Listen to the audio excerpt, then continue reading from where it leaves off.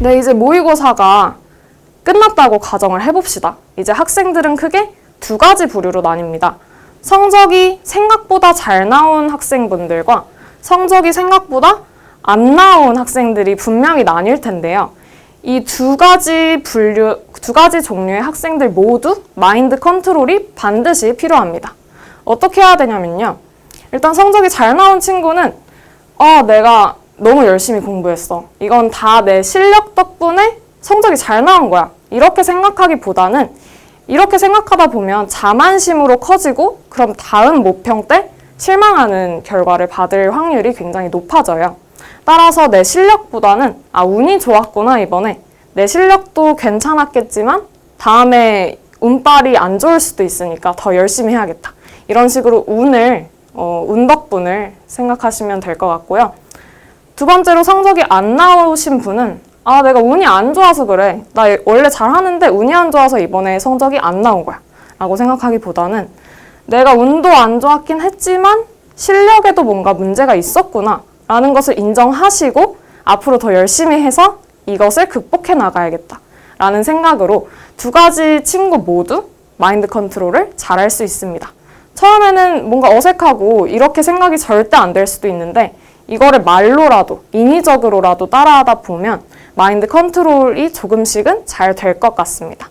그래서 일희일비 하지 말자라는 생각을 마음속에 꼭 갖고 계시길 바랍니다. 모든 학생들이 명심해야 할 거는 모의고사는 수능 점수가 아닙니다. 모의고사는 수능을 연습하고 수능을 준비하기 위한 피드백 수단이라는 것을 절대 잊지 마세요. 따라서 이 피드백 수단을 100%로 활용하기 위해서는 모의고사 당일에 오답노트를 하고 복기를 하는 것을 통해서 본인에 대한 진단을 명백히 하셔야 합니다.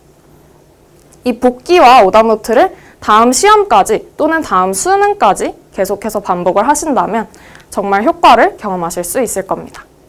이제 어떻게 해야 되는지 말씀을 드릴게요. 네, 모의고사 당일에 바로 하셔야 될 건 첫 번째로 복기와 피드백입니다.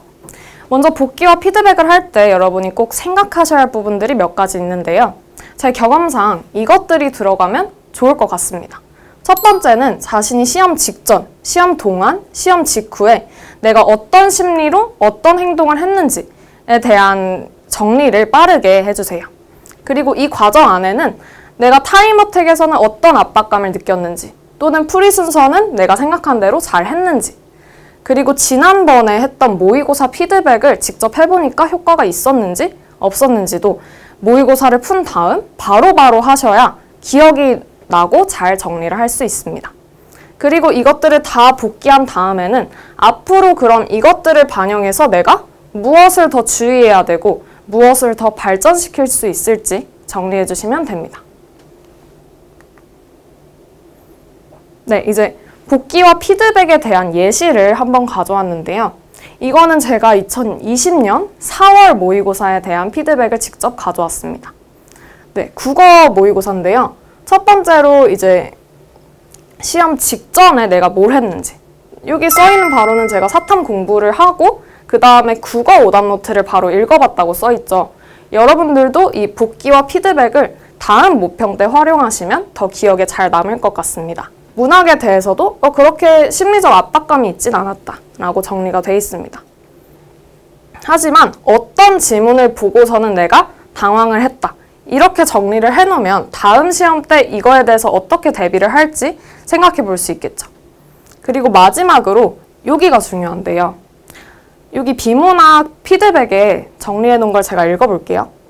지난번에 3편 기술 컴퓨터 문제 오답에서 그래프같이 까다로운 문제는 지문이랑 선지 보면서 지워가기 라고 정리를 해놓고 내가 이번 4평에서 직접 실천을 해보니까 시간은 좀 오래 걸렸지만 효과가 좋았다 라고 적어놨죠. 그럼 이 방법은 효과가 있는 거니까 제가 앞으로 계속 써먹을 수 있는 겁니다. 이렇게 해서 복기를 다 한 다음에 다음 시험 때는 어떤 목표를 설정할지에 대해서 또 정리를 해줬는데요.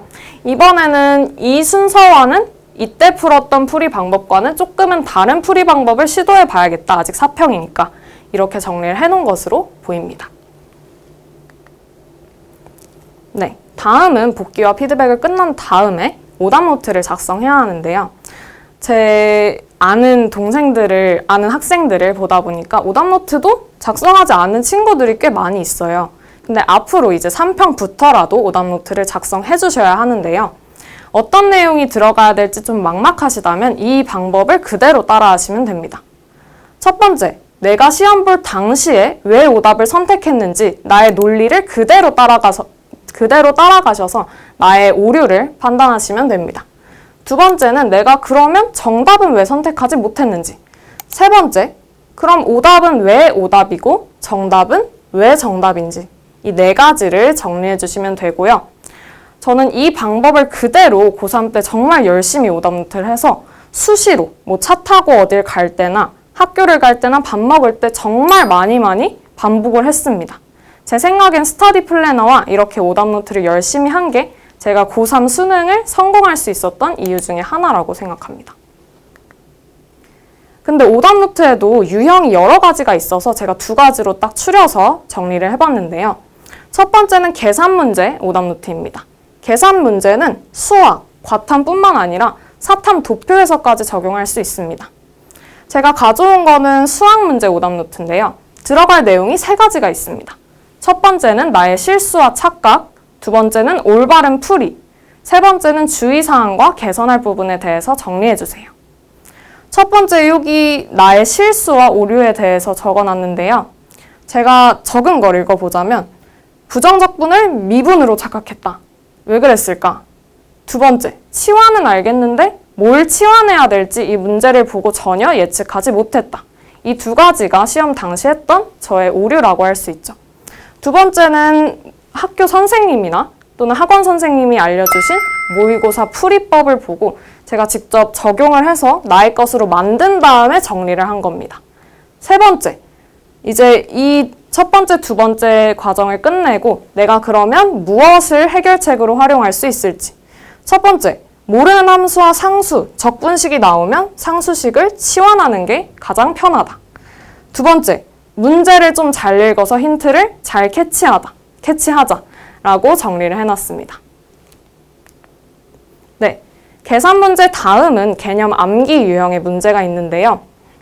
이 개념 암기 문제는 좀 더 간단합니다. 첫 번째, 다시 한번 개념 정리를 한다. 하지만 이때 개념 문제를 내가 너무 많이 틀린다 싶으면 그냥 개념 그 부분에 해당하는 개념을 다시 복습해 주시는 것이 가장 빠릅니다. 특히 3평, 4평에서는요. 두 번째는 빈칸 문제와 OX 문제로 나만의 방법을 만드는 것입니다. 왼쪽에서 보시는 문제는요, 사회문화 문제고 오른쪽은 세계사 문제입니다. 이 두 가지 방식을 많이 사용하면서 저는 이걸 한 100번은 더 넘게 복습을 했던 것 같아요. 네, 제가 열심히 모의고사 피드백 방법과 오답노트 방법을 말씀드렸는데요. 이거 잘 듣고 실천 안 하시면 효과 없습니다. 이렇게 반복을 꾸준히 해서 이 방법을 습관화하는 것이 가장 중요한 이유는 집요하고 탄탄한 준비 과정에서 나에 대한 믿음이 생기기 때문입니다. 이게 또 마인드 컨트롤과 직결이 되겠죠. 네, 실제로 저의 고등학교 3년 내내 목표가 후회 없는 삶을 살자였어요. 여러분도 후회 없는 삶을 살고 원하시는 목표를 성취하시기를 바랍니다. 지금까지 정치외교학부 21학번 김한나였습니다. 감사합니다.